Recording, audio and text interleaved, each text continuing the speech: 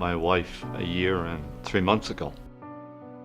Debbie's disease was long-term with the gradual decline.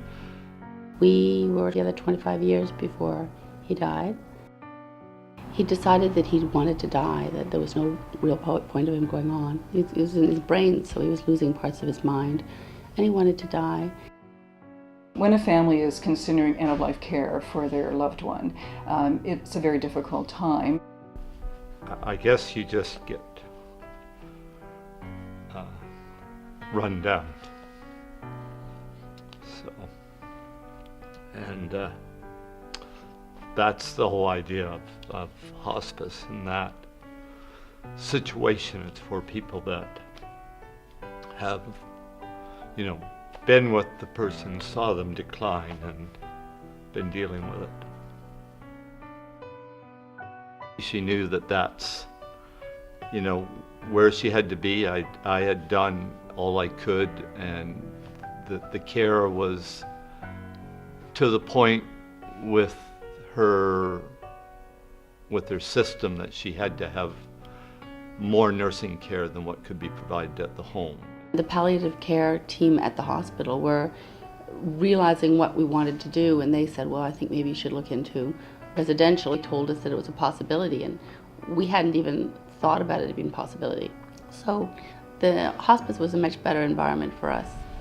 Having a hospice in our community allows now the patient to have another option, that they can stay in a home-like environment, but have that extra support that would be provided, by trained volunteers and for other people just being around, which cares for both the patient but also the family. The care was extremely good in the fact that they responded to what I felt they should be doing. Like, there was really good communication between us and the doctor. One of the first things they said was that my role as a caregiver was now going to be over, that they were now going to take over, and then very shortly they called me to take back over as being a caregiver because Debbie wanted me to look after her and to do the pills, and so we actually ended up going back that way. We're there also, to be able to talk to, the family and the patient, to explain what's happening and what the next stages are. That's part of our role too. So we are providing medical care, obviously, to provide, medications to relieve, pain and other suffering. But a lot of our role as family doctors is actually having that communication, both with the family, the patient, and then the rest of the team. Family will be able to come into Hospice House and enjoy the surroundings, in the fact that they will be able to be close to their loved one, and they will also be able to use our kitchen, have get-togethers with their family members, and just be like you would be with your person at home. There was still a sense of life, and people were so welcome to come, and I could come any time of day.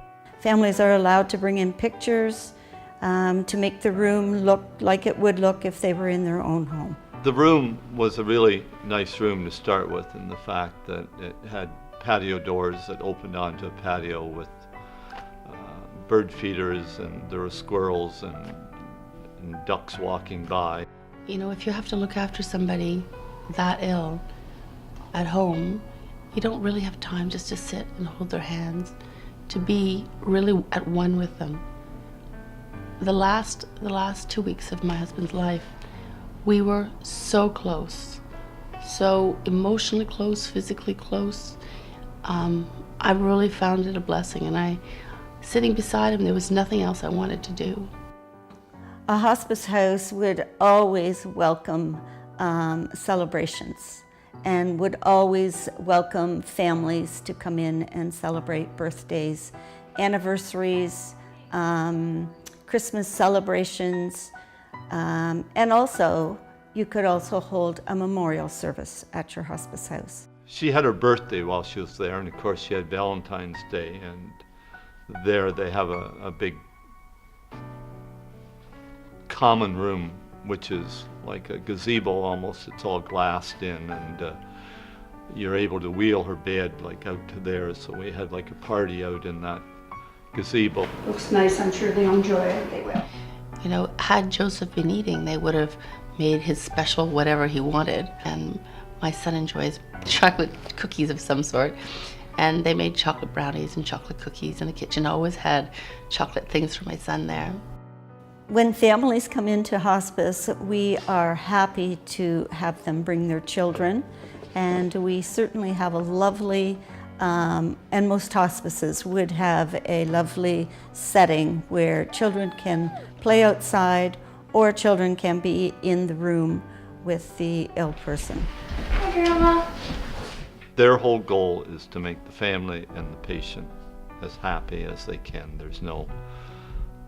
They don't seem to have any agenda other than that. I think the biggest gift they gave us was the solitude to be together, and not a lot of pulling of the drapes and rattling of the spoons and all the chaos that goes along. I think once anybody has been involved with hospice, especially residential hospice, that they will put their support behind it an awful lot. I can't say enough about how great it was for us. It sounds awful, the word great and death in the same sentence, but the reality is that he had to die, and it was a great place for him to die.